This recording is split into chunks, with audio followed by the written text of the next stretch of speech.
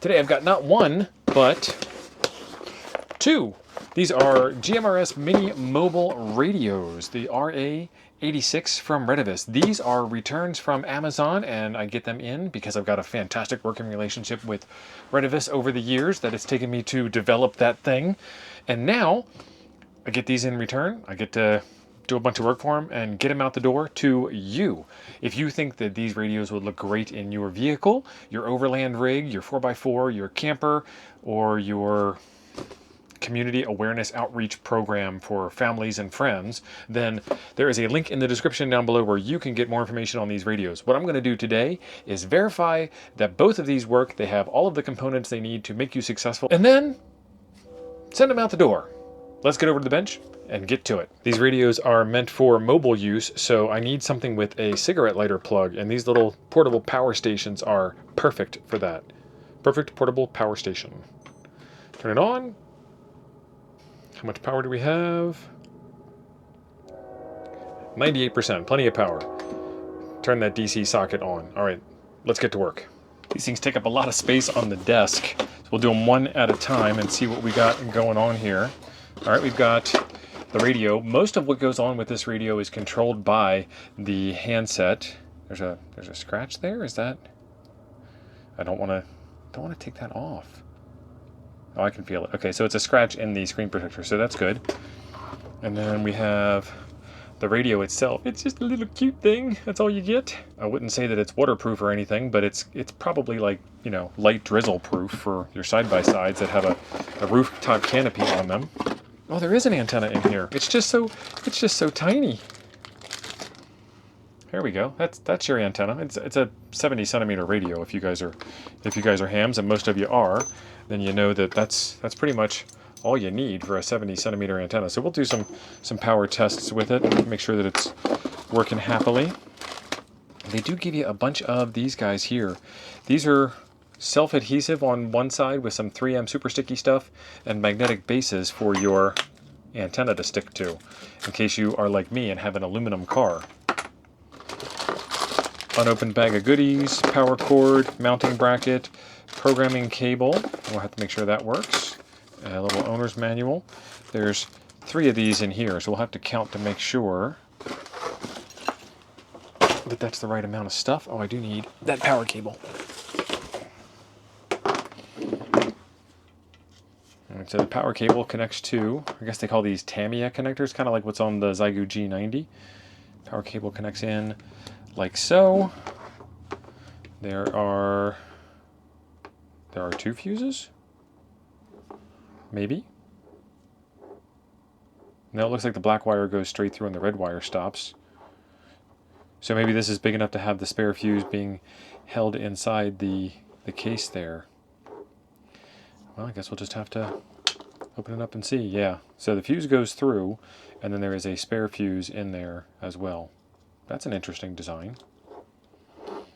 I mean, it's a good way to make sure you don't lose your fuse. Okay. Plug in the microphone so we can do all the control things. And then outside of the antenna, that's one complete radio. Let's get that out of the way and let's check out this one here. Alright, so weird way of putting that back. But we've got the same microphone. We have one.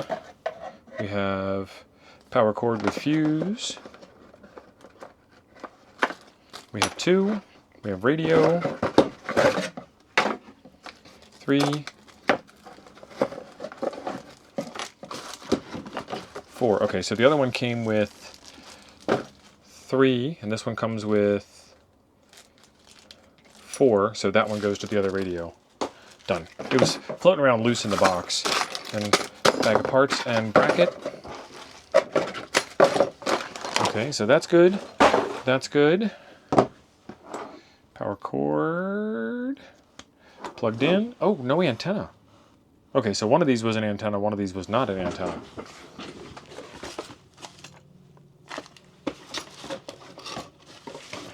and one of these has a programming cable, and one of them doesn't have a programming cable. Well, we'll test out programming functionality on both of them. We'll put the antenna on both of them. I'll use my Shortcom power meter to test them out. Take the dummy load off, put the antenna on. I'm not going to worry too terribly much about SWR indoors on a small little mag mount without the other half of the antenna, without the counterpoise part of the antenna. And also having the coax all coiled up like that does affect your SWR as well. All right, she's booted up. It says 17W, and that's got a triangle with an up and a down arrow. Maybe that means repeater. 20 watts out. It's a 20 watt rated radio, 1.5 to 1 SWR, 467, 600, and I see a repeater tone of D074I. So that's doing the thing. 9 watts. Okay, so some channels are limited on power, some are not. It says low. Well, that one does the thing. I need to plug the second radio in. Came right up.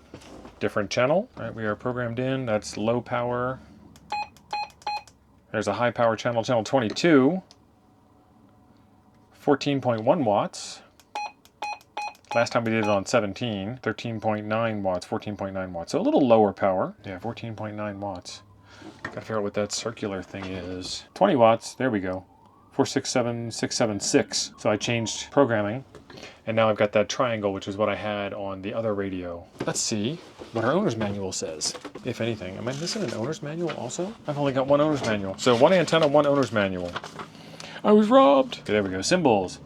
The circular symbol with the arrows is number 5, and number 5 is auto scan function is active. Okay, that's fine. And then number 2 is the triangle with the up arrow and the down arrow, and that shows the selected transmit receive repeater channel. Sure. Okay. Programming time. Okay, so this is interesting. You have to go to Redivist's website and then give them your email address in order to download the software, but once you get it, it's a portable executable. So I am directly on my flash drive here, USB drive D, and if I double click on this, it just launches right away.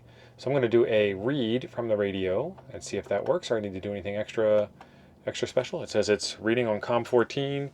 The radio is giving no indication that it's doing anything. And read complete, and the radio rebooted. So now let's change channel 1. This is kind of a problem with GMRS radios. You can see that all of the privacy tones are all over the map. So I'm going to change channel 1 over to 69.3 from 67 on both sides to make it faster to find. And we're going to hit write, and we're writing. And the radio is saying nothing. And it reboots. Okay, so now we go to channel 1.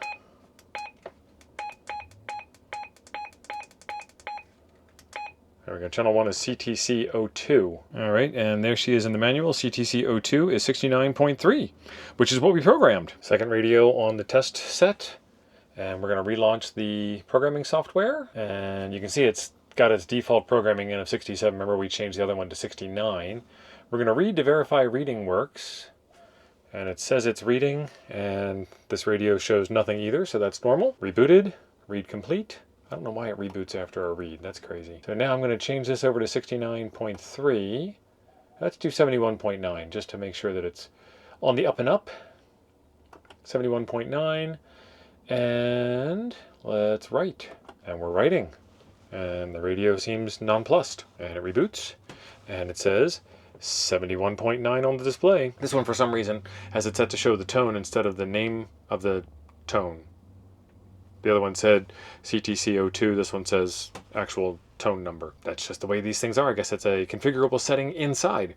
If you want some more information on either of these two radios, there will be a link in the description down below, either to the used one or to a new one over on the Jungle Market, as well as the power station that I use to power this up. These things are super handy.